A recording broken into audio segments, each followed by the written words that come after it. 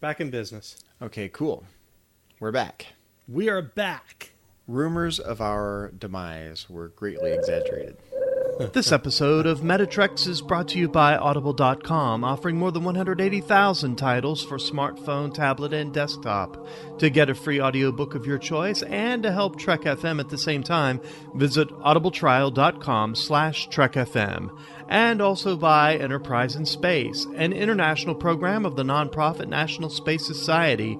Find out how you can help science and education and become a virtual crew member aboard the NSS Enterprise Orbiter by visiting enterpriseinspace.org. Want to join the conversation and share your thoughts on this episode? Join the Babel Conference, our listeners group on Facebook.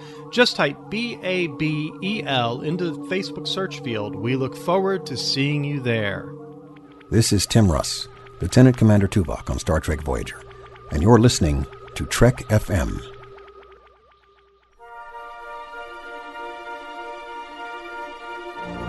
There's no greater challenge than the study of philosophy. My philosophy is that there is room for all philosophies on this station.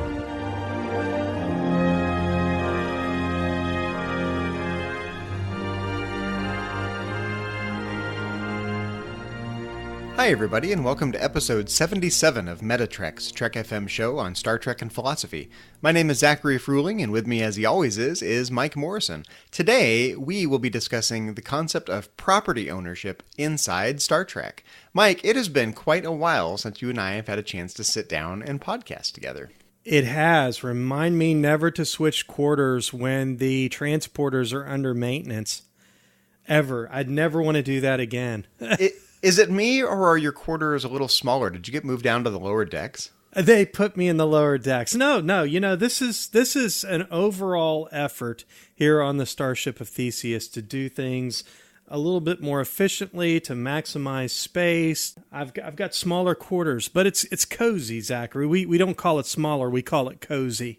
Well, it's fortuitous that you have recently bought and sold a house. You sold your old house, and you've moved, and you've purchased and moved into a new house. We are going to be talking about property ownership today, and that begs the entire question of property ownership. You own those new digs, those new quarters you have, and what a strange notion it is to own something. Isn't the whole notion of property ownership just a strange notion when you really sit down and think, what does it mean to own this object that's not part of me, it's not part of my body, it's out there in the world somewhere, and I somehow have this connection to it. I own it. I own a house. I own my podcast setup. In Star Trek, what do they own? Captain Picard owns the volume of Shakespeare in his ready room, and Loxana Troi owns the Holy Rings of Beta Z. What does that even mean to own something?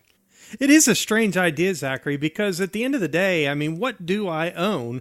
And for that matter, do I really own it? I mean, at this point, I think the bank owns it. I'm just paying for it over time.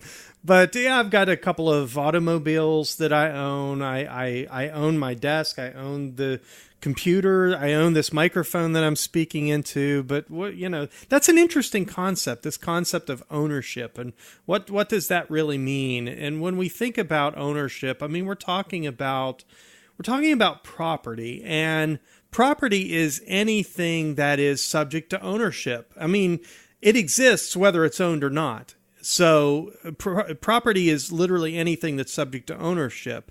And you can classify property as property that's correctly owned. You can talk about a classification of property that is incorrectly owned.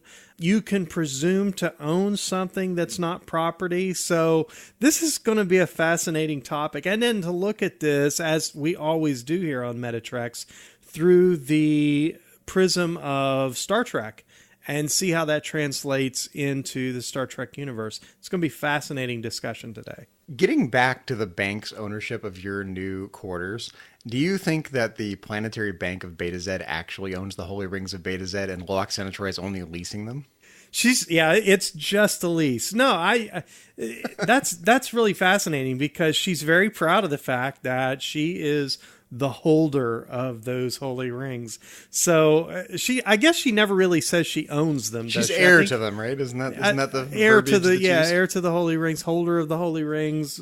So I guess the question of ownership there is definitely in in question. But, Quark's cousin Galen owns a moon, so I suppose if he can own a moon, she can own the holy rings of Beta Z.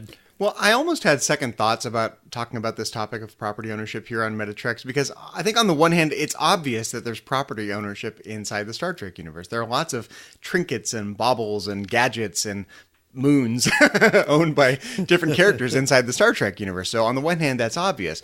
But I feel like there's a tension with maybe the 24th century version of Star Trek, maybe not so much in the original series, but at least in the 24th century, there's largely this kind of non-monetary worldview that's developed, at least in the Federation, right? Where money isn't used on a day-to-day basis. There's no such thing as currency as we know it. When you get into the Outer Rim, so to speak, right? If you go over to Deep Space Nine, then we have gold press latinum, and there's gambling, and of course the Ferengi care a lot about owning things, but inside the Federation, I get the sense that not so much. And yet, on the other hand, it sure seems like there are a lot of people that own a lot of things, or at least have some sense of ownership. So I thought there was at least room to discuss what the heck property ownership even means inside the Star Trek universe. How is it different from how we think of property ownership here in the 21st century, and what role does it play for their society? Those kinds of questions. I think it just wasn't obvious as I got started thinking about it. And I at least see a tension between this largely post-monetary worldview that we see fleshed out in 1990 Star Trek, The Next Generation and Voyager, and not so much Deep Space Nine, again, because they're out in the frontier, out in the Outer Rim. They're out in the Outer Rim. They're out on the frontier, exactly. So I kind of bracket Deep Space Nine. I'm thinking of Voyager and The Next Generation here mainly. This post-scarcity, post-monetary worldview, isn't that almost directly at odds, at least on the surface, with the notion of property ownership? And if not, how do we flesh out what role property ownership plays for people in the 24th century? Well, Zachary, you are indirectly referencing Captain Picard's statement in First Contact when he says that mankind has evolved to the place where we work to better ourselves. So this idea of money, it's a past concept. At least that's the picture that he paints in First Contact. But you're right, there's a conflict there between that statement and the assumptions that we hang on that statement and what we actually see in the Star Trek universe, circa TNG, Voyager, and so on. Well, Captain Picard essentially says that the accumulation of wealth is no longer the driving force for us as a people, as a society in the 24th century. But the concept of wealth accumulation is not the same as property ownership in general, right? You can own something without hoarding things, without trying to own more than your fair share, right? Those don't necessarily mean the same thing. So is the notion of this I would say a post-wealth society that Captain Picard is describing, that the accumulation of wealth and by extension money is not the driving force for humans. Is that directly at odds with the notion of property ownership, or are they somehow compatible in some way we've yet to flesh out? Well, obviously there's some compatibility there, although I will say that I found numerous examples of property ownership in the Star Trek universe. It's certainly not what we see today. You mentioned that I moved, and all kidding aside, and the thing about the quarters, I did. I literally moved from a large house in the suburbs of Dallas to a smaller house. I downsized a little bit, and it was a good move for me. It was a good move for my family, but it came with a certain amount of pain. And the pain was, and I'm going to say it frankly, Zachary, I have way too much stuff. I own a lot of stuff. And to all of the people who helped me with this move, they will agree wholeheartedly I have way too much stuff. You put that stuff on a truck and you move it from one location to another. A few years ago, I moved that stuff halfway across the country in an 18-wheeler. And so now I have taken almost 2,600 square feet, and I have reduced it down to about 1,900 square feet.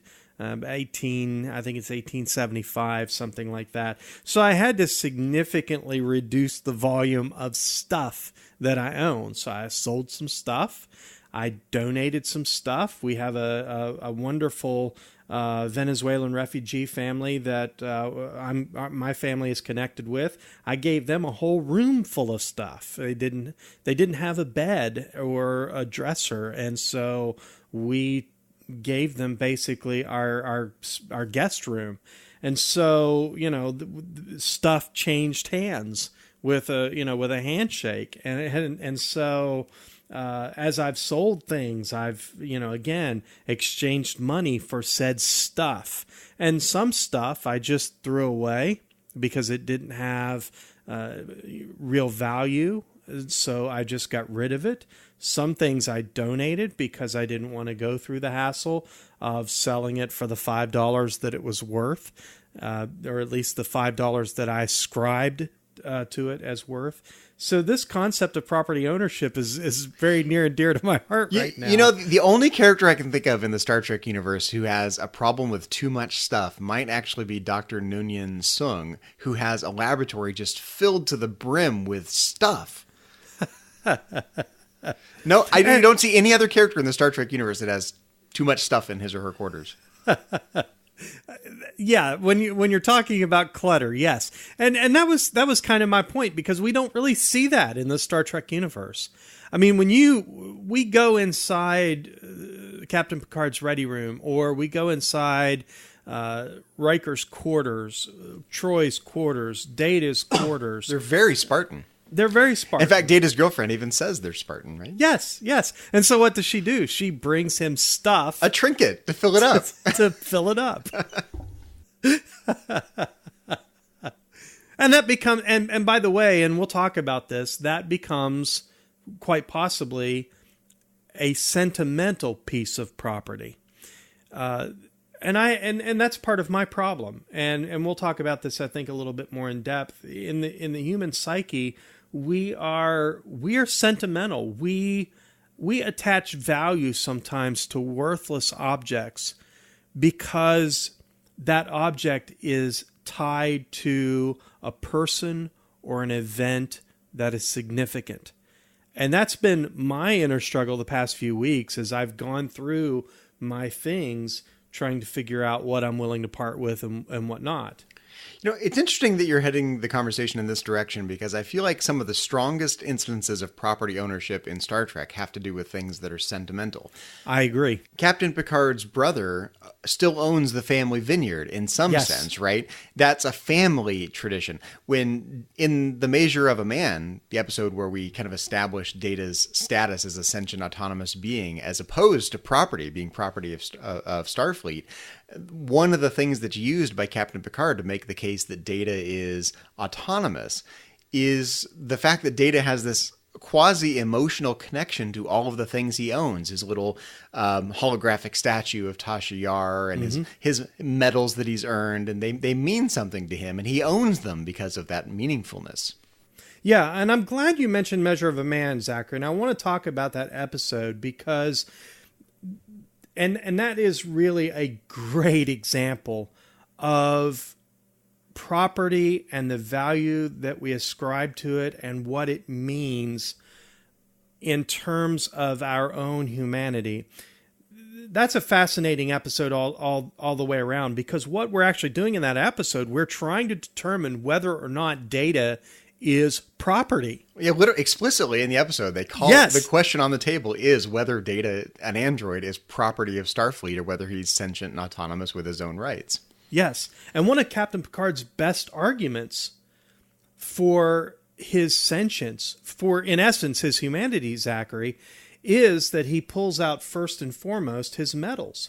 And I actually pulled up the transcript from that episode, and I want to read a few lines from that, if I may. Picard asks Data, what are these? Data responds, my medals. Why do you pack them? What logical purpose do they serve? That's a great question. Data responds, I don't know, sir. I suppose none. I just wanted them. Is that vanity? Picard says, and this, and he holds up a book. Data says, a gift from you, sir. Picard, you value it?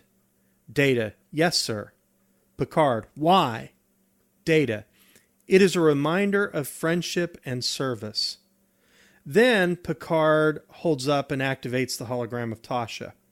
And he says, "And this, you have no other portraits of your fellow crew members. Why this person?" And if Data could blush, I believe he would have blushed there. In my headcanon, Data blushes and says, Mike, we all blushed.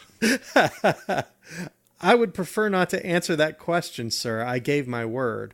Picard says, "Under the circumstances, I don't think Tasha would mind." Data says, "She was special to me, sir. We were intimate." I love that because in that scene, Picard is establishing Data's sentience and basically laying out a case that he is behaving like a human because he is ascribed value to these objects.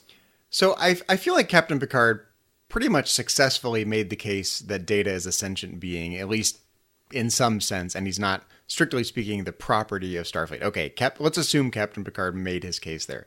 Has Captain Picard established that Data does, in fact, actually own these trinkets that are used in as examples inside this courtroom trial?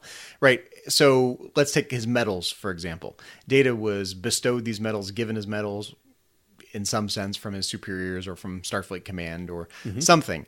Let's take the book that Captain Picard gave him. He owns this book now because Captain Picard gave him the book. You can kind of push this back, like, well, who owned them first? Like, did Starfleet own the medals? How did Captain Picard come to own the book in the first place, such that he's empowered to gift this book to someone else, and now someone else owns the book? What does it mean to own something? I think that merely having an emotional connection to something doesn't account for ownership. There's lots of things I'm emotionally attached to that I don't own, right? So it can't just be the emotional attachment that accounts for the ownership. Sure, absolutely. You can see, Zachary, our listeners can't see, but you can see that what is behind me here is things about you own. Half my library. Like a Packlet would say, things you own. Things I own. Things that make you go to work. But in that library back there are several volumes that were gifts to me, and I keep them because they're gifts. And you own them. And I own them. They're mine. It's again, I just keep coming back to the strangeness of that notion. You own them now because someone gave them to you. They were a gift. Yes. So now, and legally you probably own them.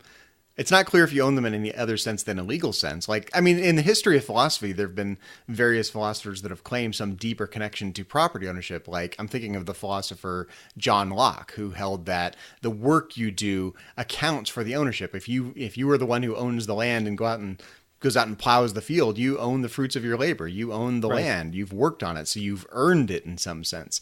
But, if someone just hands you a book and says, "This is yours now," there's a historical antecedent to that, right? Someone else, was gifted it, or someone else bought it and they worked for the money, and, it's kind of this historical chain of events that led to someone owning a book and being able to gift the book. But it's not obvious at all what ownership even means in that sense. I mean, yes, you can be gifted something and so you own it. Legally, that's probably true.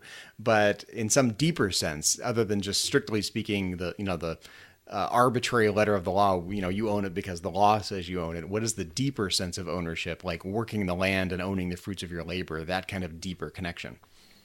Right. Zachary, I believe it was Socrates who surmised that all property is subject to sovereign control by some human being. Someone somewhere has the ultimate decision-making power over any said property.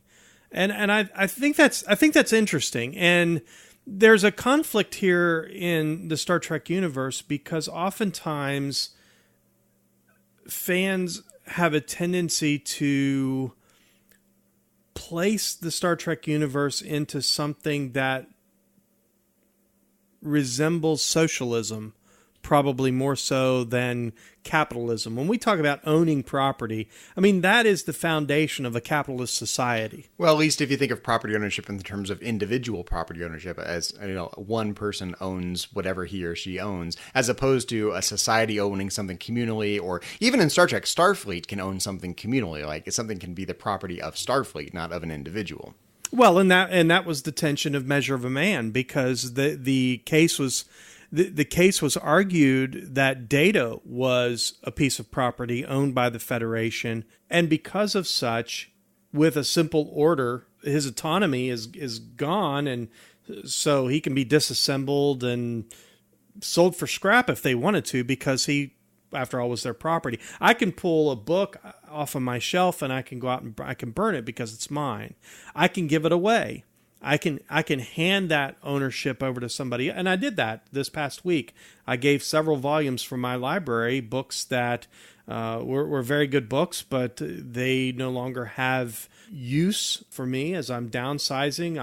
I've read at least one of the volumes that I gave away. I've read several times, and I probably will never read it again. So I gave it away to someone. I transferred ownership of that to somebody else. And so I have the power to do that because it's my book. I guess the fundamental question I have about property ownership, maybe two fundamental questions. One fundamental question is there some deeper sense of property ownership, again, in Star Trek or even here in the real world, but by extension in Star Trek? But, is there a deeper sense of property ownership like John Locke's notion that you inherently own something because it has something to do with your natural rights as a sentient, autonomous being, whether human or not? In the case of Data, he's not human, but he's sentient and has rights as established in the measure of a man. Or is the concept of property ownership merely a legal construction? Is it a social contract in the sense that, say, the philosopher Thomas Hobbes would have thought of it?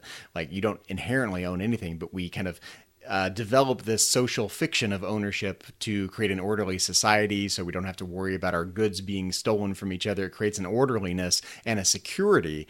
Or is there some deeper sense, like you genuinely quasi-metaphysically own something because you're entitled to it because you have labored for it? Is there that deeper connection or not? And okay, so that's one question. And the next question I have is whether or not there's actually a robust sense of individual property ownership. I think we definitely get Starfleet owning things, right? The phaser that someone uses in Star Trek is not owned by the individual, it's owned by Starfleet, property of Starfleet. In fact, you can imagine these little property of Starfleet stickers placed on the back of all the machinery and goods and equipment used in Star Trek, right? It's like property of Apple or property of Starfleet.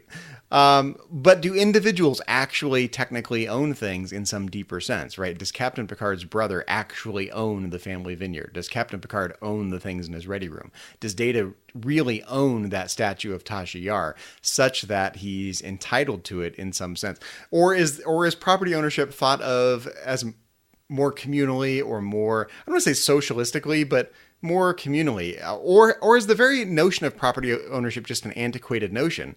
The fact that the quarters we see inside Star Trek are so Spartan, I think there's almost like this virtue that's been developed of austerity. Like, I don't need all the clutter. We don't focus on wealth and accumulating material goods in the 24th century. So I still need some things to get through, and I still have a couple sentimental trinkets, but I don't own anything beyond those. Is there like a boundary that's been placed on individual ownership as a result of this kind of stoic, the stoic austerity that we see in the Star Trek universe? Really, because I think, if I were on the Enterprise and I had a replicator, my quarters would be filled with stuff because I'd be replicating it all. But you don't see them doing that in Star Trek. And if they do, they go, oh, I've replicated this thing that I need. Now let's toss it back in the replicator and recycle it. Right? They don't accumulate things. And that's different than how we think of ownership. So, what is the sense of property ownership in the first place? Is it this deep sense, or is it just this agreed upon fiction? And then, do individuals in Star Trek actually own their goods, or is there something more subtle? Are there some limits, either socially or culturally or legally, placed on individual ownership in Star Trek in the 23rd and 24th century, as opposed to us here in the 21st century? Well, it's really fascinating because if you look at early Christianity, and I'm going to lean on my background a little bit in religion and in theology. When you look at the early Christians, they came to a realization that they didn't own anything. God owned it all. And so we read in the book of Acts, the early Christians, right after the ascension of Jesus, they sold their possessions and they gave the money from that to take care of the needs of the others within their groups, within their church. It came to be known as. Yeah, property ownership was at odds with the ability to take care of the group in that way and care for other people. Right. Exactly. And what they had oftentimes is argued that it looked very much like socialism. And there are, I think, similarities there, although it wasn't. It's not the state saying, it's all for the good of the many, but rather it was driven by a sense of charity in the heart of the believer that caused him to see a need and realize that the way to meet that need, the way for him to bestow charity, was to let go of that which he owned. However, in Buddhism, there's an idea, and Buddhism, by the way, precedes Christianity by thousands of years.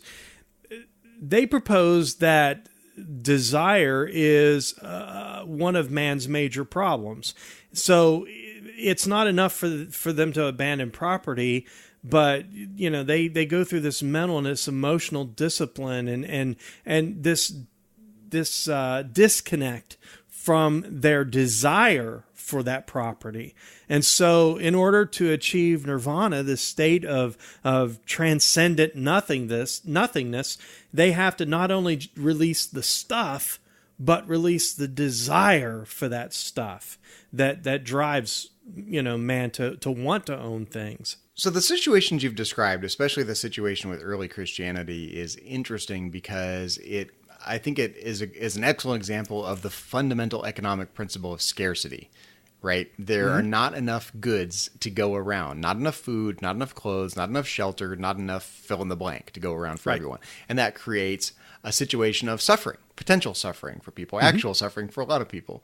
And so, insofar as hoarding wealth, accumulating goods, property ownership in general, by extension, I think the situation you're describing is that this strong notion of property ownership in that early Christian worldview or mindset is at odds with the ability to take care of the group. But that's because of this fundamental condition of scarcity.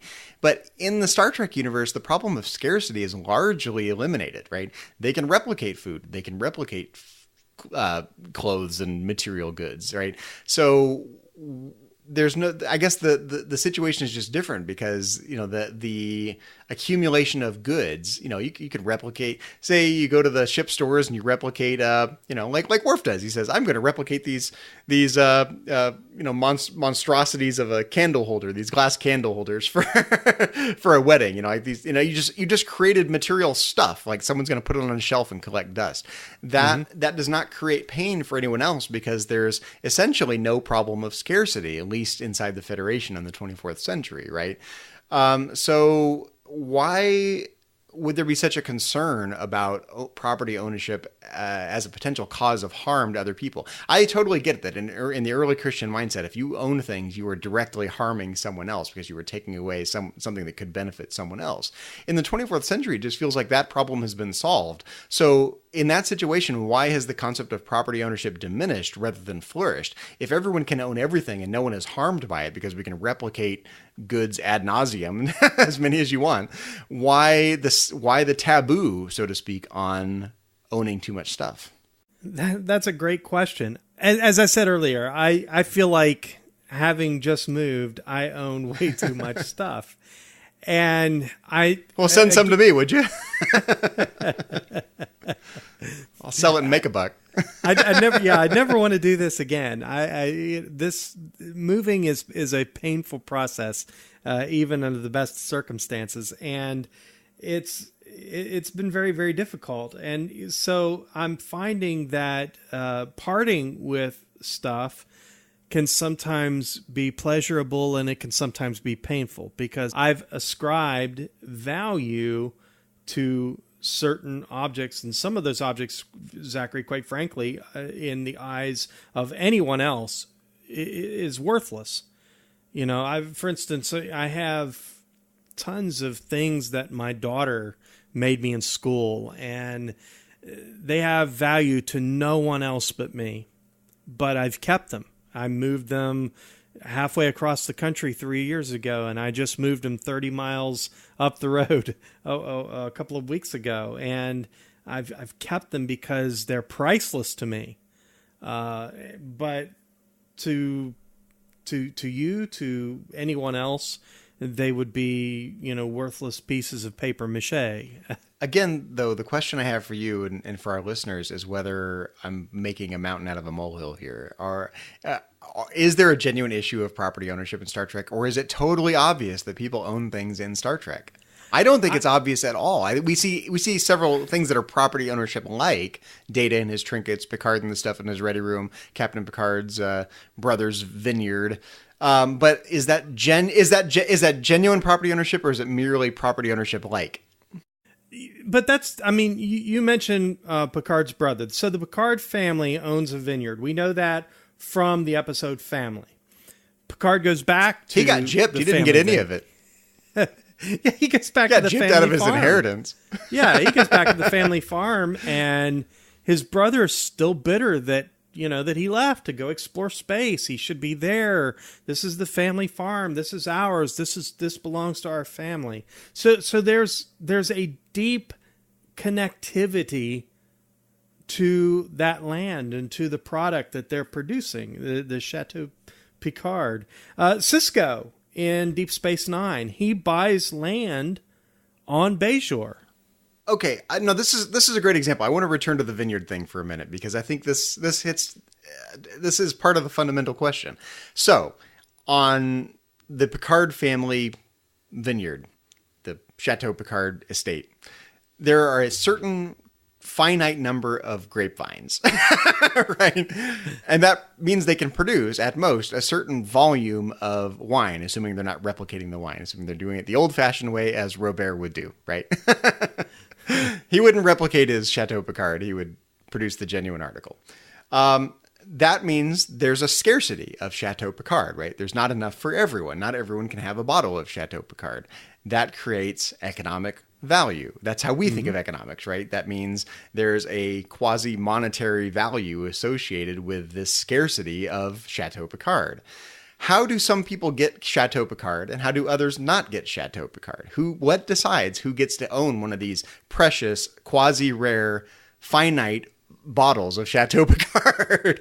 And why do some people get left out? How, without money in the picture, and without some sense of certain physical goods being worth more than other physical goods, some sense of quantifying value, what dictates who gets to own one of these precious bottles of Chateau Picard? Maybe you can win one in a poker game.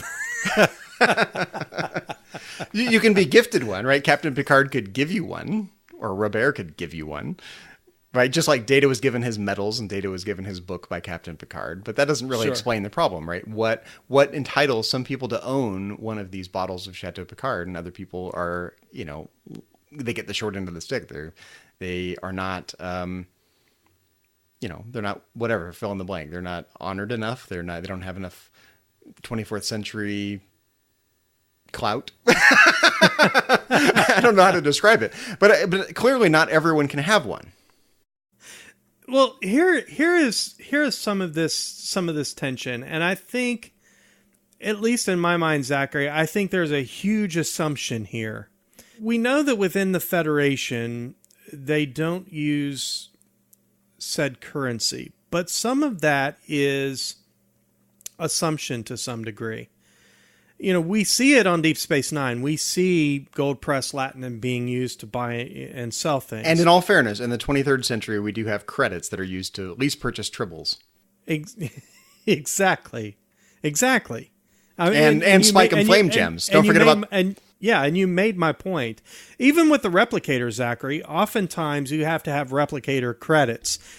Sisko mentioned using his transporter credits to transport himself back home in the evening. I mean, there's an allotment here. They're giving out allotments of these things. And even on Voyager. And those things can be used. I mean, man has been, since the days that they traded stones, for Pete's sake. I mean, you think about the things that we've used for money in the history of mankind. We've used rocks. We've used livestock. We've used people. In Voyager, they use replicator rations. Replicator rations. Yes.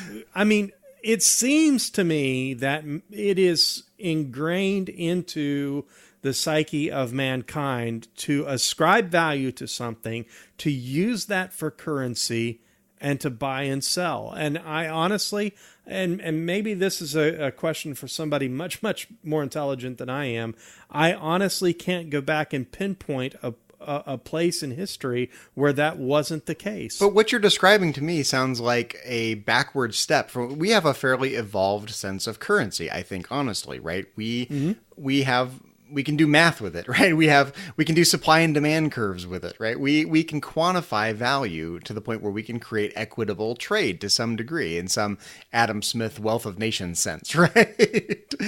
But in the 24th century, as you're describing it, it almost sounds like they've devolved back into a barter system. Like, okay, so here's Robert Picard, and he's got his, fill in the blank number of bottles of Chateau Picard. And now who gets to own one? Well, who can convey something of value to him that's not quantifiable? It's not money, it's not currency, but who's going to scratch his back such that the person that scratches his back gets one of these precious bottles of Chateau Picard? Doesn't that sound less evolved than this nice, predictable, quantifiable, mathematically concrete sense of currency that we have here today? It does sound less evolved, but I have to say that, Zachary, at least to me, it sounds incredibly practical. I see a practicality in a barter system. I have something that you value, and so if you want it, you need to come up with something that I would value. And I think that's I think that's incredibly practical. I hate to keep using that word, but sure, but how? I think it's the best way to describe it. It's practical. But how does the fact that a great many people in the 24th century, definitely people in Starfleet, maybe people in the Federation in general, maybe some larger group of people, seem to have cultivated this virtue of keeping their own desires in check, right? It makes sense, I think, if you go, I need a lot of things and I desire a lot of things and I've got this precious stash of Chateau Picard and now I get to decide who gets some. Well, I still desire a lot of things, and so whoever can give me the stuff I want gets one of my bottles of Chateau Picard. That, I think, makes total sense. But in the 24th century, they've also learned to check their own desires and minimize their excessive desires. Mm-hmm. How does that influence this 24th century barter system that you're describing? Yeah, well, again, when we talk about a barter system, I think we've established that there is some system of credits being used, so we don't necessarily know that it's a barter system. Maybe that bottle of Chateau Picard does have a value of Federation credits. We don't know that. There's a lot of assumptions being made about the monetary system or the lack thereof in the 24th century. I can kind of picture the 24th century equivalent of Facebook ads like Chateau Picard on sale this week for only 200 Federation credits. Get it today while it's hot.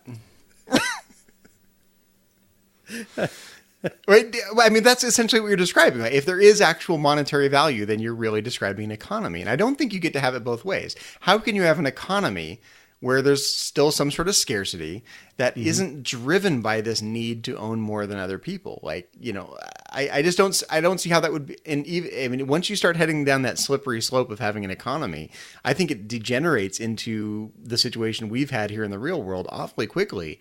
And you don't see that degeneration inside Star Trek, except maybe, again, if you're Ferengi or if you're, out in the backwoods where it's more like a strong economy without regulation, without oversight, without whatever keeps our economy organized, right? But I don't get the sense that that's what's going on in the 24th century. Like, does Robert Picard actually care is he trying to maximize the number of credits he gets for his Chateau Picard? Price gouging. Well, it's a very good bottle of wine. 24th century price gouging. Are there 24th century advertising companies in Star Trek? Well, you know what's interesting? Texas is still recovering from Hurricane Harvey, and I just want to give a shout out to any listeners that we have in South Texas in the Houston area, also over in Florida. Our thoughts, our well wishes, our prayers are with you guys as you continue to dig out and recover from those terrible storms. But, and I have some connections down in the Houston area, people who've been going through that. But immediately after Hurricane Harvey made landfall, here in the Dallas area, and again, for our listeners that don't realize how big, I'm going to go all Texas on you, how big the state of Texas is. And Zachary, you've got this to some degree in California. Is it as big as Captain Janeway's ready room? It's bigger than Captain Janeway's conference table. Let me tell you, it's huge. This is a big state, and it's funny because I kept getting these wonderful notes of concern from people. Hey, are you guys okay? Are you guys okay? Well, we're in Dallas, and Dallas is about 400 miles from Houston. Yeah, I was going to guess like 300, 400. Okay. It's huge. Mm-hmm. I mean, it's about a 4-hour drive. I can make the drive from Dallas to Houston in about 4 hours. And that's because we drive real fast here in Texas. But, there's quite a bit of distance. But immediately after Hurricane Harvey made landfall, I've digressed, here in the Dallas area, there was concern that there was going to be a shortage of gasoline. And so there was a run on gas here in the Dallas area. Of all weekends, Labor Day weekend. It sounds like the plot of a Dallas episode or something. Yeah, it's absolutely true. I witnessed it. Gas became very scarce. And so the price of gasoline went up. Supply and demand. Gas stations started raising the price of gasoline. Are you sure that J.R. Ewing didn't engineer that hurricane? If he did, I'd shoot him. There's an outdated retro reference for anyone who's younger than us is not going to get that. Who shot J.R.? I did. But I blame J.R. for the hurricanes. I don't know. We had a classic case of supply and demand, and it jacked the gas prices up. In fact, gas prices are still elevated a little bit here in the area. They're slow coming. They were quick going up. They're slow coming back down. And in reality, we didn't really have a gas shortage. We just had a panic, and that inflated the price of gasoline. So we see how the economy can be affected by different factors. You mentioned scarcity, and so scarcity is one of those factors that affects an economy. So we don't really see that in the Star Trek universe. And you're right, Zachary. I can only assume that the needs and expectations of people have somehow evolved. And maybe that's a post-apocalyptic type war. I mean, we know that World War III was a horrible thing, and we made first contact after that, and I think the combination of the war and the scarcity and meeting the Vulcans and this kind of period of enlightenment for humanity, maybe that had an effect. But as you and I joked, you go around to the quarters, and it seems that they own very few things. Well, the situation you're describing in Texas, which is a potential gas shortage and the economics of that, I'm trying to think if there's an analogous situation in Star Trek, and I think there is. In the original series, there's a constant need for dilithium crystals. Yes. And we often see Captain Kirk negotiating for some trade agreement to obtain more dilithium to keep the Federation ships going where they need to go, just like the trucks in Texas need to go where they need to go. And so, if there's a space hurricane on, planet X where they mine dilithium, does that create a run on the price of dilithium? Does Captain Kirk have to pony up a bit more in terms of Federation goods to obtain the dilithium that the Federation and Starfleet needs? Well, and interestingly enough, I mean, we saw a mirror universe example of how there are two different attitudes. Mirror universe Kirk was willing to kill to get dilithium. And don't even get him started on those spike and flame gems. If he'll kill for dilithium, he'll do unspeakable things for spike and flame gems. And for that matter, Zachary, I mean, we have an example in Enterprise. The episode Marauders comes to my mind, where these Klingons are just raping and pillaging these humans who are mining deuterium on this little wasteland planet. And, if it weren't for Captain Archer stepping in and doing something about it, he was there to actually he was trying to buy deuterium or trade for deuterium, and they didn't have it because these Klingons were coming, and they end up helping them, and in return they get the deuterium they need plus some.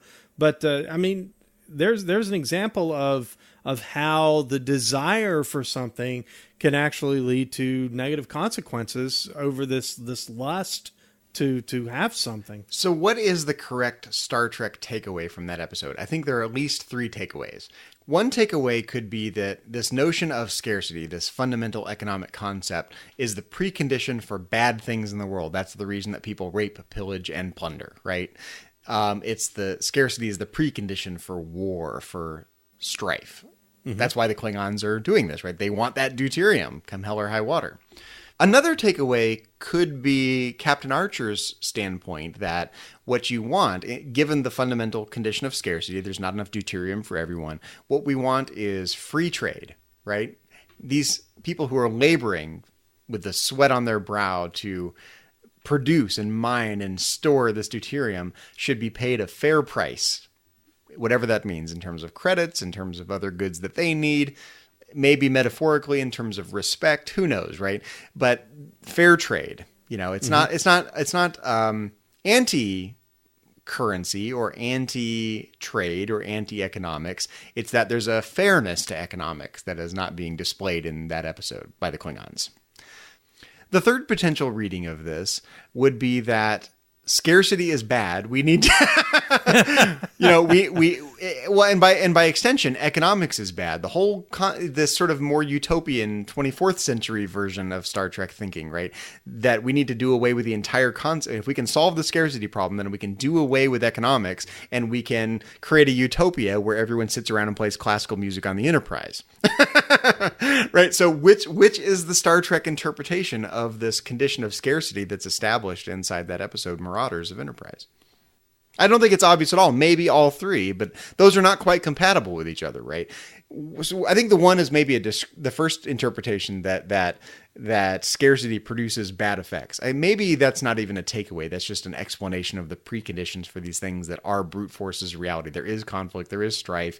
People do try to steal things from other people, and it's an explanation of why that occurs. Okay, there's no deep takeaway there maybe, but of the other 2 standpoints, what is the end goal? Is the end goal to produce fair trade where if we need deuterium and the Federation has something else of value, then we can do some sort of mental math on the back of a napkin and figure out what's worth what and come up with a fair trade and everyone's happy with it. And it's an economics, but it's a fair economics.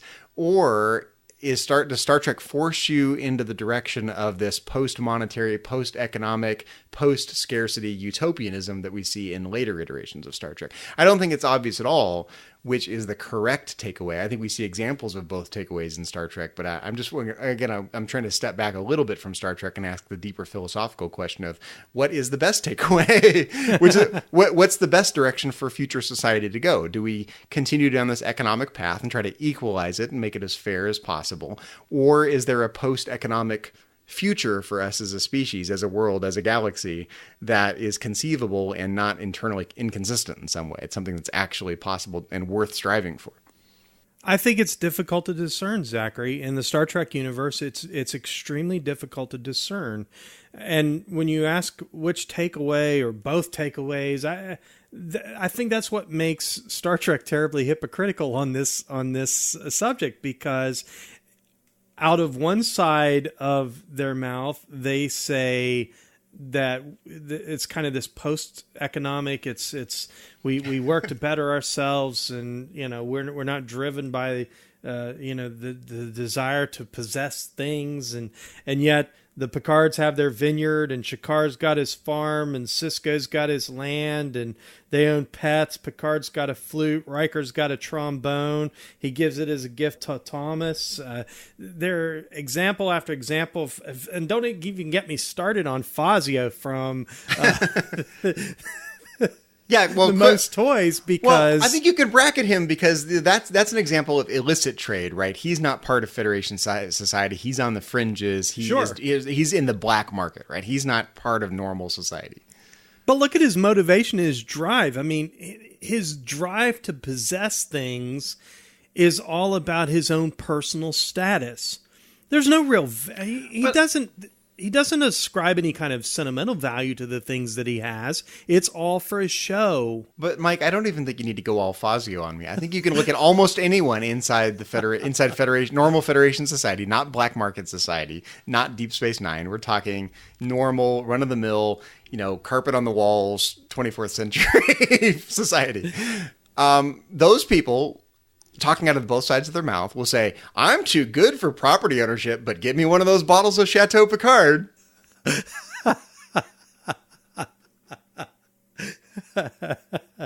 Right? Zachary, I'm speechless. Yes, I mean, absolutely. I think you're right.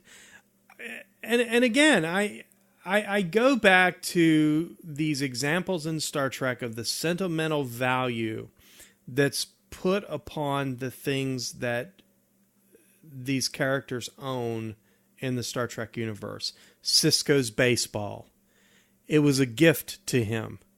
And it became a symbol of his presence. I mean, that baseball was his promise to return in Deep Space Nine. Right. Gul Dukat knew that he was coming back because he left the baseball. So, okay, I want to drill down on this a little bit because I think in the case of Captain Sisko, okay, he's got this baseball and it's sentimental and everyone respects that. The crew on Deep Space... let me go a step further with that. In the episode The Search, that's season 3, episode 1, Sisko and Jake are returning to the station from Earth, and they're unpacking some things. Jake finds an African mask, and he talks about his dad's African art collection. And they just brought this Yoruba mask and all of these other ancient artifacts back from storage. They got it out of storage, and Jake comments that now Deep Space Nine is home because his dad brought those items and they're now there with them on Deep Space Nine. So those items, they tied him to that. They were a declaration that this is home. So there's great value placed on these items. And wherever these items are, that's home. Okay, so... That's fascinating to me. I'm following your reasoning. I think there are some... Home is where my stuff is. There are some gray areas, like does Captain Picard's family still own the vineyard in some ownership sense? What about Data's trinkets in his quarters? Does he own those in some sense? I don't know. But if we've zeroed in on the things that are sentimental, like Captain Sisko and his baseball or his masks, whatever they are, right? Why don't we see more in the way of property ownership disputes inside Star Trek? So why don't we imagine, some random starship captain, not like Captain Picard who has no kids, but someone like Captain Jellicoe, someone who's a family man. He's a careerist Starfleet captain, but he also has a family and he's got some descendants. And he's got some sentimental trinkets that he has accumulated in the course of his travels. Spike-'em flame gems. He's got, maybe he stole Captain Sisko's baseball, whatever. Right? He's got some sentimental items that he owns, in irony quotes, maybe he quote unquote owns them. Now, when that captain passes away and he's got descendants that all want a piece of the sentimental action, they want that baseball, or they want those Spike-'em flame gems, or they want whatever was in his ready room because he did this great thing one time on a mission with this stuff in his ready room, and so it's important and they have to have it. Why don't we see more in the way of property ownership disputes, even, maybe especially, but even about the sentimental things that people obviously seem to own inside Star Trek? I guess I'm wondering, like, we know there's a JAG unit inside Starfleet, right? We see that in the Measure of a Man. Measure of a Man. Do you think that the revered Judge Aaron Satie presided over many a property dispute case in the course of his lustrous career? My father was a great man. His name stands for integrity and principle. You dirty his name when you speak it. I do have an example to offer, Zachary, but you're going to slap it down because it occurs on Deep Space Nine, and that is the episode Who Mourns for Morn. Right, exactly. People want more stuff. Right? I mean, people were coming out of the woodwork. I mean, a woman come up out of a mud tub, for Pete's sake. If there's ownership, trying to get her piece of Morn's Latinum. If there's ownership, there has to be inheritance. And we don't really see much in the way of inheritance disputes, even over these sentimental things. I mean, maybe we just don't see it. There's lots of things we don't see in the Federation. Maybe it exists and it's just... Sure, it exists in the background, just like Chekhov is there in season 1 of the original series. He's always in the bathroom or something, right? Maybe they're always doing these property ownership cases in the JAG unit in Starfleet, and we just never see it. And there was a legal process in Who Mourns for Morn, and it was Odo who was kind of presiding over, who was directing that process. So we know that there's a legal process somewhere out there in Federation space that governs the transfer of property when somebody dies, for example. But again, I feel like the fact that I could say all of that in this, very ironic,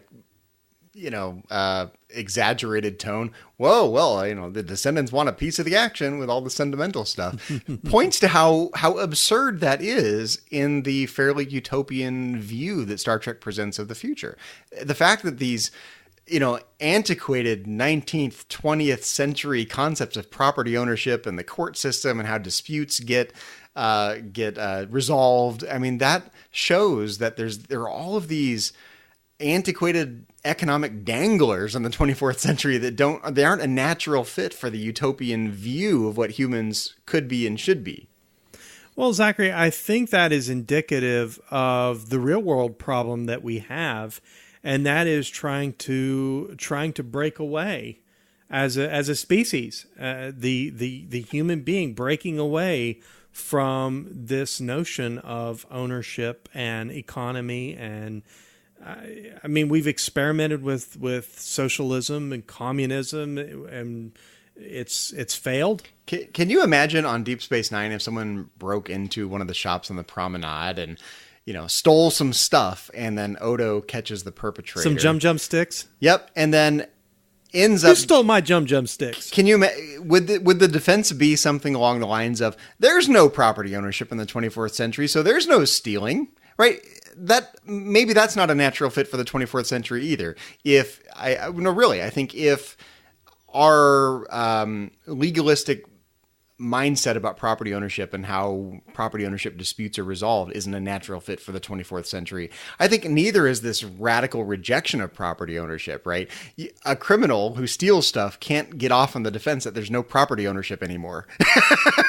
Right? That doesn't seem to fly in the 24th century either. So reality's got to be somewhere in the middle.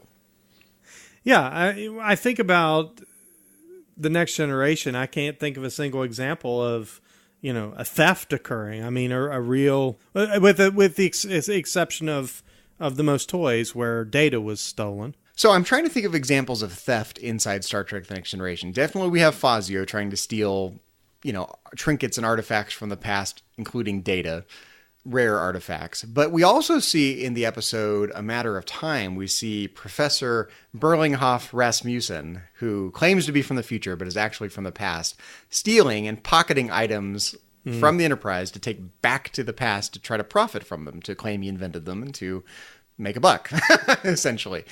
But it's clearly done in the guise of stealing. He is stealing stuff from the Enterprise. Now, is he stealing... It doesn't seem to be stealing individual people's property, right? He's stealing Starfleet property. He's stealing technology. He's stealing a tricorder, and he's stealing some other associated... The hypospray, right? He's not stealing Data's sentimental objects or sentimental objects from Captain Picard's ready room. He's not stealing that bottle of Chateau Picard, right? He is stealing Federation property or Starfleet property at that point. But it's still done in the guise of theft. He is actually a thief, and he is stealing stuff to make a buck, and he's stolen from someone or something on the Enterprise. But what's interesting about that is that it's peddled to us as he is somebody from the past, therefore he's less evolved. That's my point, right? That is my point. He's from the past. That is an antiquated worldview, and future humans in the 24th century who have that evolved utopian mindset wouldn't deign to own property and be as unevolved as Professor Rasmussen. Yeah, we never steal because we have everything that we need. Right. And that's my point. That's the vision that's the narrative that's told about humans in the 24th century, right? And that is at odds with all of these instances of actual property ownership and all of these instances of an economy or an economy-like transaction, like obtaining a bottle of Chateau Picard, that we've talked about, right? There is a tension there. It's not obvious that how that tension is resolved, even given all of these examples we see in Star Trek. And again, we see lots of examples. I've been rattling them off here and there. Janeway's coffee cup. She gets a gift from Chakotay. What does he give her? He gives her a watch. Yeah, it was a replicated watch, but it was a watch nonetheless, and it had sentimental value. I think about Harry Kim. I'm going all Voyager on you, Zachary, because I know you're the Voyager wonk. Me? Harry Kim and his clarinet, and Tom Paris. And his television set. Television. So there are lots of examples of property ownership. But I think at least the concept that's being presented to us in the Star Trek universe is that in the future, humans have curbed their desire for stuff and therefore need very little. You could even go so far as to say that let's take all of these people who are in Starfleet and say they have voluntarily signed away their rights to property ownership. Just like here in the real world, if you sign up for the military, the military owns your rear end, essentially. Yes, technically on paper you might still own stuff, but seriously, the military owns you, right? For all intents and purposes for the duration that you're signed up for. Well, we call them GIs because they're government issued. They're owned, owned and moved and... Now, ordered? Yeah. Let's assume something like that is happening in the 24th century. Maybe everyone in Starfleet has signed away their rights to property ownership and everything is owned by Starfleet once you're enlisted.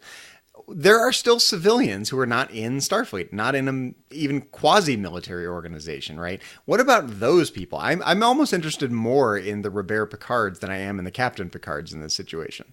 Yeah, I was going to say, well, we've gone right back to Robert Picard and your example of the Picard vineyards. Yeah, Chateau Picard. Pick your favorite civilian, and I can understand in Starfleet there's an ambiguity, right? Okay, you're in Starfleet, you don't own a lot of stuff because you're on a starship, and it doesn't matter anyway because we have replicators. So I get all of that, but let's set all of those people aside and talk about ordinary run-of-the-mill civilians in the 24th century. Do they own things? I don't know, right? Yeah, I don't know. You know what's funny to me is that anytime you see an example of a Starfleet officer coming on board. I mean, when we first meet Bashir, he's got one bag over his shoulder. That's his stuff. That's all. I have to wonder, Zachary, I'm sure that he had things that he possessed.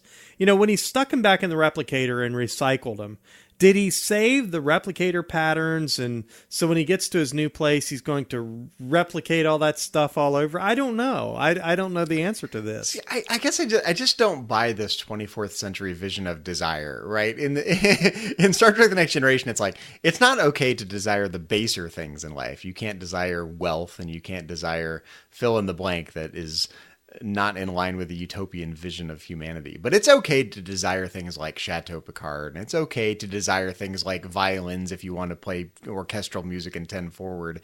There's lots of things that seems to be okay to desire, but there's like an arbitrary line, like these things are baser and beneath us, and it's not okay to desire those things anymore.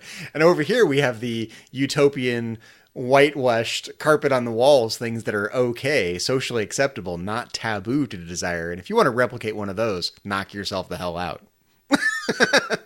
You mentioned something a moment ago, and that, as I've sat here and I've thought about it, that has piqued my curiosity, and that is the concept of self-ownership.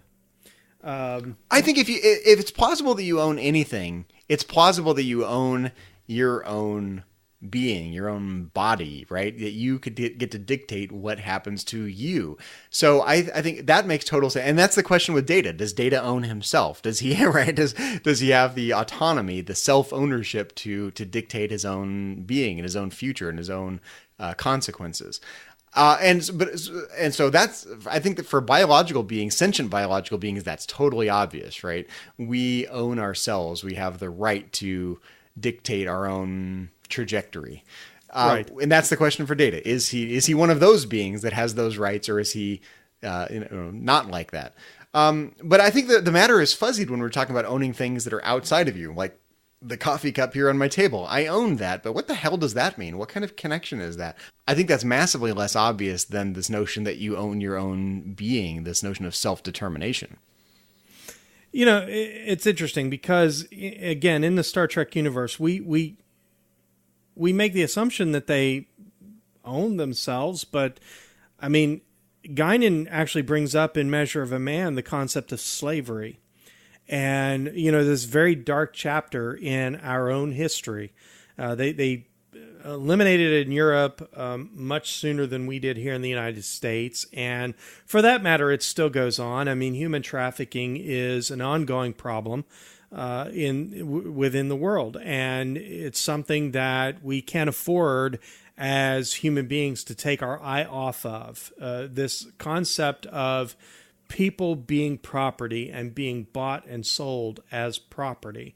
And Guinan makes this point within Measure of a Man. And so the question of our autonomy, our self-ownership, that is a question that has not always been one that's been resolved. We haven't always had an answer to that because we have traded, bought and sold people as property. But it actually sounds like the concept of ownership in the sense of self-ownership, like I own my own being so I can have autonomy and do what I want to do, not what someone else wants me to do.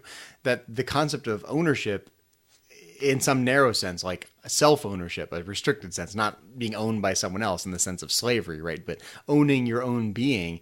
It seems like that concept is actually helpful for explaining this notion of autonomy and self-determination. The language of owning yourself. Mm-hmm, mm-hmm. You know, it makes me wonder at what point, I mean, there's a process where a child first becomes conscious of himself and he awakens to maturity and recognition of his full self, and he or she become owners of themselves. That's fascinating to me because, you know, for instance, you know, I'm raising a daughter. She's 15 now. She's coming to the place where she's gaining some independence. But, you know, there was a point in time where, you know, if I told her to go left, she went left. If I told her to go right, she went right. And I was doing it lovingly, and I was teaching her, I was protecting her, but she wasn't fully her own. She couldn't do as she pleased, and for that matter, she still can't to some degree. Although, as any good parent would, we're trying to give her more and more freedom to do so. Yeah, and legally we kind of draw an arbitrary line in the sand. Like, okay, when you turn 18, then you're autonomous, and you can actually own things, and you can actually make contracts, and you can actually have self-determination, and we just draw an arbitrary line. So I guess I'm interested in the non-arbitrary line drawing. Like, what do you do that actually entitles you to property ownership that isn't just some statute-based legal arbitrary line in the sand, like, oh, you get to own stuff now because you've passed this arbitrary line? What in the 24th century in Star Trek and here in the real world, and for John Locke back in the day, is it plowing the fields that gives you ownership over the fruits of your labor? Is it the work we do like I work from home, and we both work from home now, actually, now that I think about it. You have a new job and we both work from home. I do labor for someone else, they pay me, and then I own that money, and I can go buy stuff that I own because it's transactional, and you can kind of retrace the causal chain of events, the history of transactions that lead to the things that I own. And what is it in the 24th century? What accounts for the sense of ownership? If it's not transactional, if there's no currency, and that, again, with a big question mark, maybe there is currency in the form of credits that persist into the 24th century. We don't ever really know, I think. We don't know. Yeah, that's just it. But what is it? Is it labor? Is it statute-based in some legal sense? What other basis could there be for property ownership besides the things that are obvious that we've already fleshed out? Maybe that's the end of the story. Maybe people still do work in the 24th century, and so they get credits, and so they own stuff. It could be that simple. It could be that there's an arbitrary line in the sand. Like maybe Judge Aaron Satie sat on his bench somewhere and decreed that, you know, when the father of Captain and Picard and Robert Picard died, that someone gets to inherit the stuff, and Robert Picard ends up with the vineyard. And maybe that's just established by statute, and that is the end of the story. I guess my point is that those answers are not terribly satisfying because they don't explain this deeper sense of ownership. Yes, you can explain everything by statute. The law says that blah, blah, blah, blah, blah, and so you own this and I own that, and that's the end of the story. That doesn't answer this deeper kind of, I want to say metaphysical, but deeper moral sense of ownership. Like, I am entitled to this because I have done blank. I've worked for it. Right? What is that notion like in the 24th century? And is that different than what we have here today? And is it different than just pure statute? I mean, because I guess, practically speaking, there are disputes and they need to be resolved, and there's a JAG unit, and someone has to decide where the lines are drawn in the sand, and it all seems very arbitrary. Is there some deeper sense? And if not, it's awfully dissatisfying, because I don't think the legal answer actually addresses the deeper philosophical question. We've been talking a lot about coffee cups and flutes and trombones, television sets, and even bottles of Chateau Picard. Let's shift gears for a moment. We talked about self-ownership, and we touched on those dark chapters of slavery in our own world and how that translated into the Star Trek universe. Let's talk for a moment about pet ownership. As pet owners, Zachary, you with your cats and I with my dog, I'm glad to see that pet ownership is alive and well in the Star Trek universe, but those are not the hell your whales. And I just want to make that clear. No, this is a great point, right? It's morally wrong to own another human being because another human being is sentient and should be autonomous, should own him or herself, right? Okay. In Star Trek, we get a lot of quasi-sentient beings. Whales are sentient. Can we own whales in some sense? It doesn't seem like in the 23rd century, it's like, set the whales free to save the world, right? No one's owning the whales in Star Trek 4. It's bad to own the whales and keep them in a cage. Those are not the hell your whales. But we do see Data owning Spot, and Spot is less sentient than a whale. Is it a sliding scale? Is he not a sentient being in the sense that whales and humans and Klingons are sentient? We don't ever really know. As Porthos. Right. Is it Spock had a Salot. So is it morally wrong to keep Porthos imprisoned in Captain Archer's ready room? Right. I don't think it's obvious, but I think it's an interesting sliding scale. I think sentience could plot. We don't really know because we don't really know what it's like to be any kind of being other than ourselves. But presumably sentience is like a sliding scale, right? A human seems to have abilities or some degree of consciousness or self-awareness that is at least different than what other animals have, different than, the great apes, for example, different than whales. Whales and dolphins, they're mammals, they're intelligent. They've got big brains and seem to have intelligent behavior. Now let's drill down a little bit. What about lower, mid-grade animals? The Porthos and the Spots of the Star Trek universe. They are not as sentient, not as intelligent, don't have the same self-awareness, but it's not at the level of an insect or not at the level of, not at the level of a neural gel pack on Voyager, right?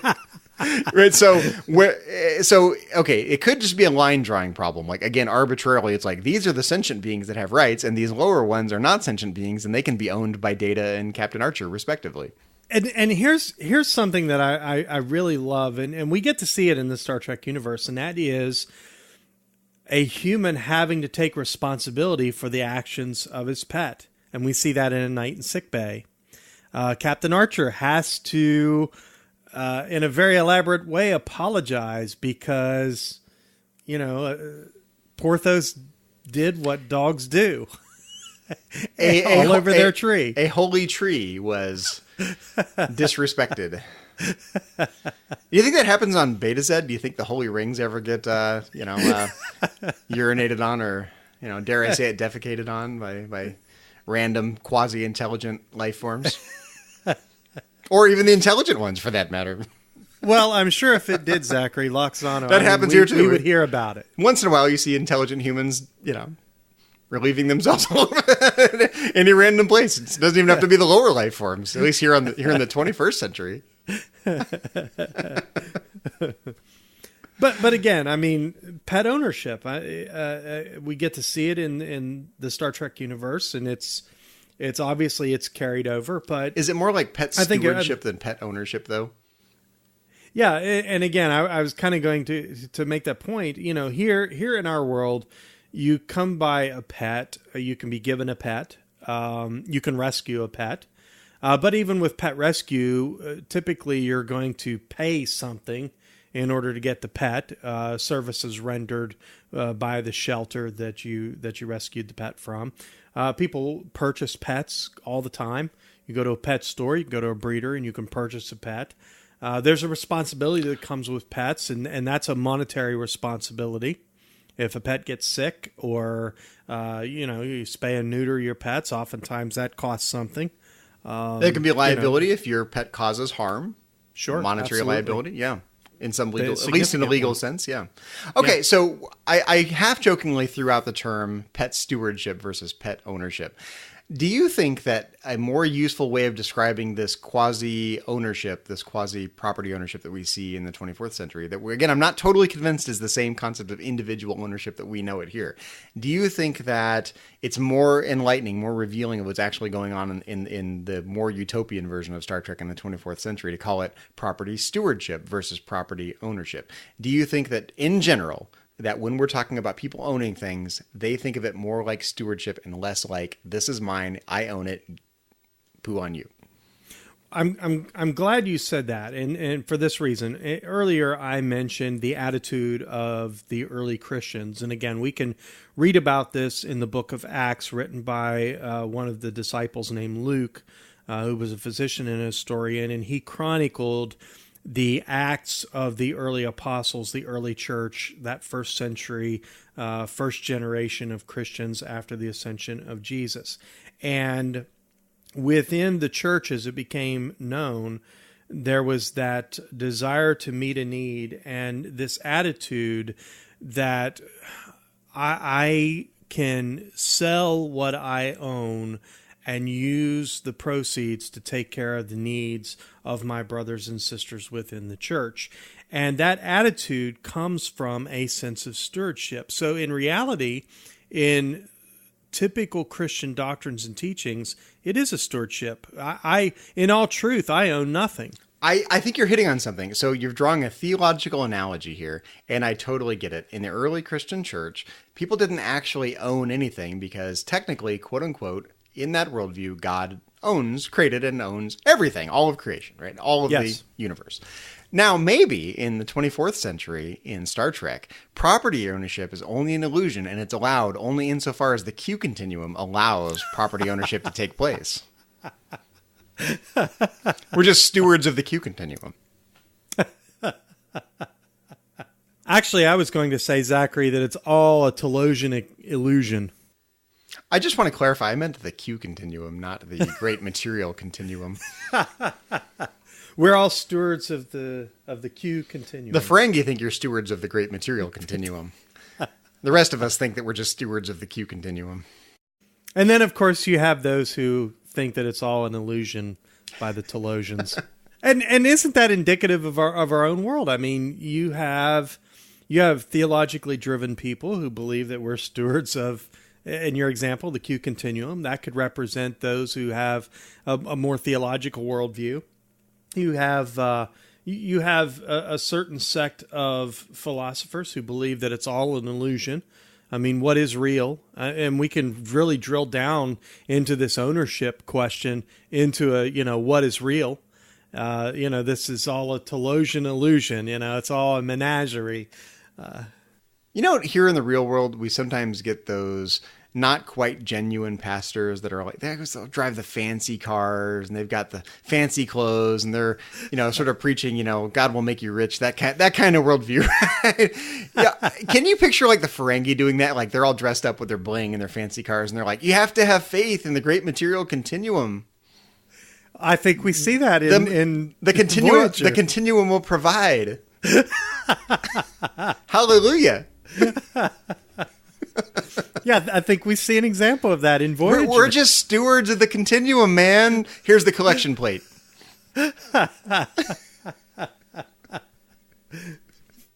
Well, Mike, we've been talking for over an hour, and I'm not sure we've raised the bar and the depth of our philosophical analysis of property ownership, but I think we've shed light on the difficulty of explaining property ownership in Star Trek. I think when we first started the discussion, we could plausibly say that, look, why are we talking about this? This is obvious. People own stuff in Star Trek. There's all kinds of objects and trinkets and things, and people seem to own them, and there's some disputes, and there's a JAG unit. It's just like here in the real world. So why are we making an issue of property ownership? I think we've drawn out any number of different tensions and difficulties in explaining what exactly the sense of property ownership is in the 24th century, because it sure seems like it's different than it is for us, given the difference in background conditions, differences in scarcity, differences in worldview, differences in how people think of themselves and their potential as in relation to property ownership or things they could own, the role of material possessions in living a good life in the 24th century.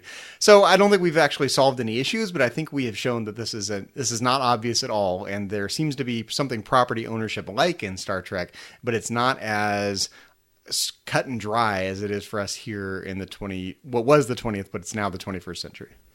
Well, you're exactly right. It's not cut and dry. I think there are some potential explanations in the Star Trek universe that could possibly answer the questions of why this tension exists. We mentioned, the war and evolution of mankind after the Third World War, maybe changing the mindset and so on and so forth. So I think there's some potential, or there rather is some potential for explanation within the Star Trek universe, but it's not cut and dry, and there are no easy answers, and it almost seems like a hypocrisy within the Star Trek universe to some degree when we really kind of dismantle this idea of property ownership and whether or not people own anything. But again, Zachary, I think it can be argued that it's all an illusion. It's a menagerie, and nothing really exists. Therefore, yeah, I guess that's my point. It's like there's some things are totally okay and socially acceptable to own, and other things are taboo and they're less evolved and they're remnants of humanity's sordid past, right? And there's some sort of kind of arbitrary line drawn between those two things. And if you're erring on the side of the more civilized notion of property ownership in the 24th century, like striving to get a bottle of Chateau Picard, to reiterate the ridiculousness of that idea, that's okay. But it's not okay to be Fazio and collect, to hoard these artifacts, right? There's some arbitrary difference there. And is it hypocritical? I don't know. There's a difference. Is it a genuine difference or is it a pseudo difference? And, are our favorite protagonists of the 24th century blameworthy because of it? Can we call them out as hypocritical? Like they really have all these same base desires. They've just couched it in terms of more socially acceptable outlets than humans of centuries past. Yeah, it kind of makes you wonder if Picard would have been willing to trade a bottle of Chateau Picard, a very rare vintage for Data in most toys. You're hitting on something. Captain Picard should have offered Shinzon a bottle of Chateau Picard, and then Data would have got out of there scot-free. Darn straight. Got to use the tools you've got. Drink this, it'll make you more like me. Exactly. It's in your blood.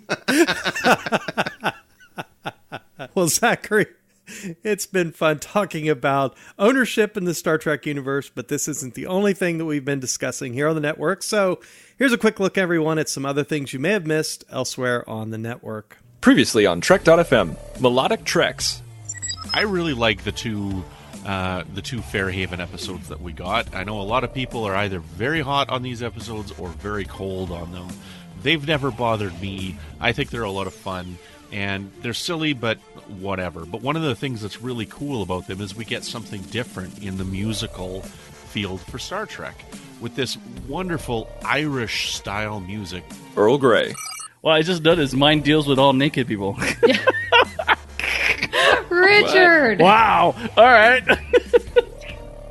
Wait a minute. Oh, Justice Tapestry, you're right. Yeah!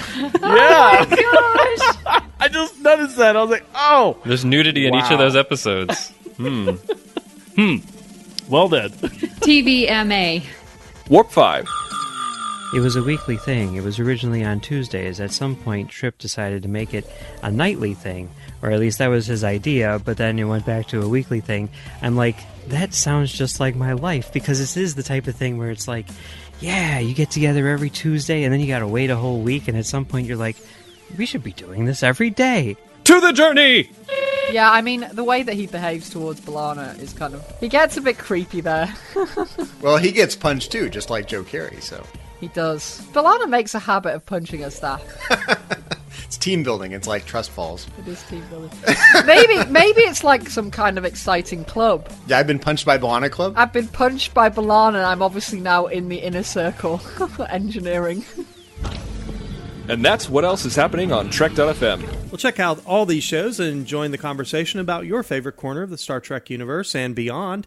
You'll find us wherever you get your podcasts. If you're an Apple user, be sure to hit the subscribe button in Apple Podcasts on iPhone, iPad, Apple TV, or the desktop iTunes app to get the latest episodes as soon as they're published.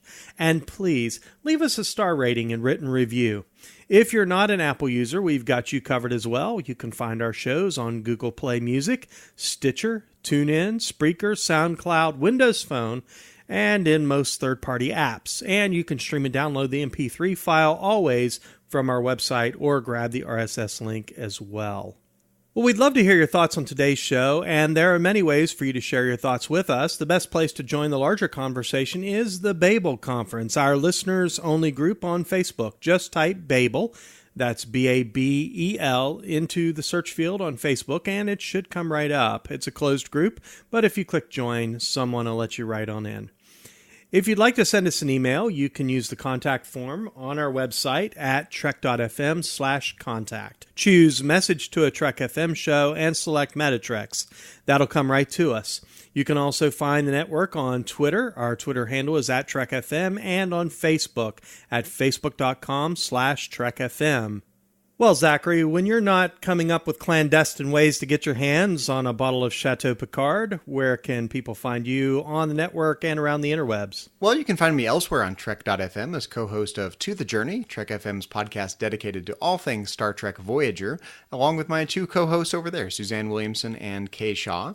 You can find me in the Babel Conference if you'd like to talk about Star Trek and philosophy with me over there, and you can always find me on Twitter. My handle is just my name, at Zachary Fruhling. That's Zachary, Z-A-C-H-A-R-Y, Fruhling, F-R-U-H-L-I-N-G.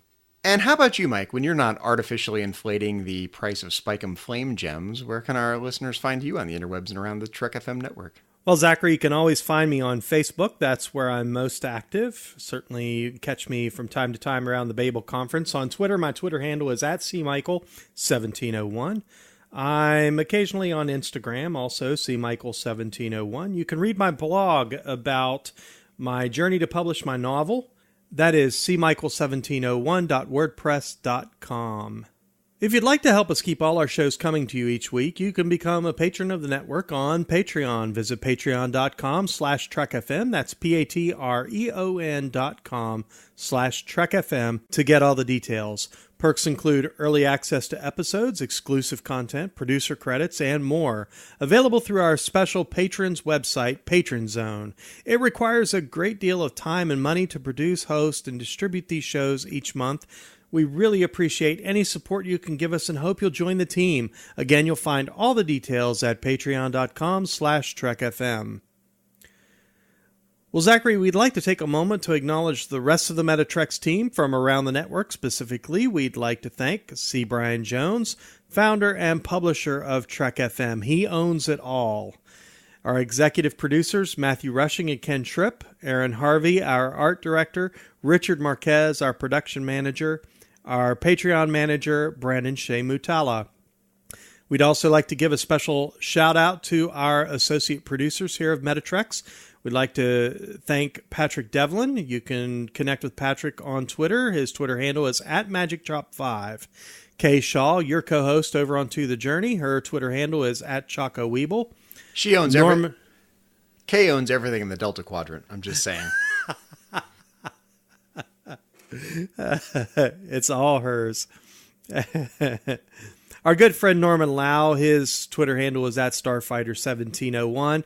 And Zachary, we have a brand new associate producer here on Metatrex, Mark Walker.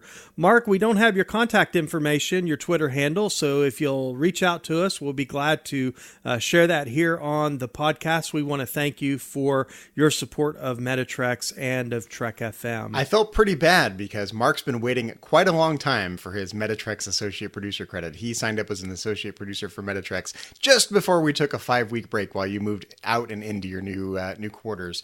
So, Mark, we're glad to have you as an associate producer on Metatrex. Send us your contact information and we'll add it into the show. Yes, welcome aboard the Starship of Theseus, and Patrick, Kay, Norm, and Mark. We just couldn't do it without their support.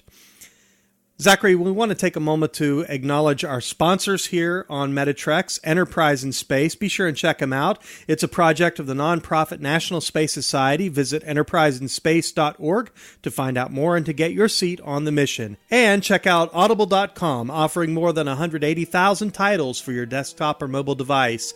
To get a free audiobook of your choice, visit audibletrial.com/TrekFM.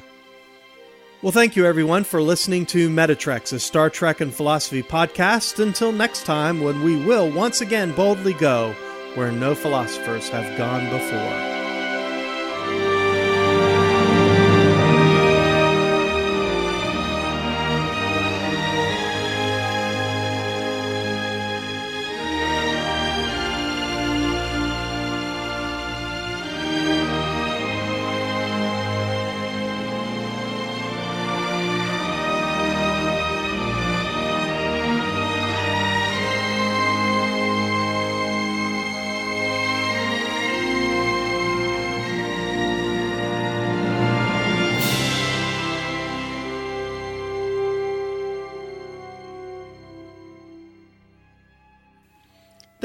There's no crying. There's no property ownership in space.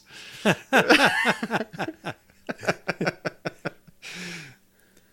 is a frontier, and eventually that frontier will be divided up and zoned and right. Barbed wire fences around it all. We're going to build a wall.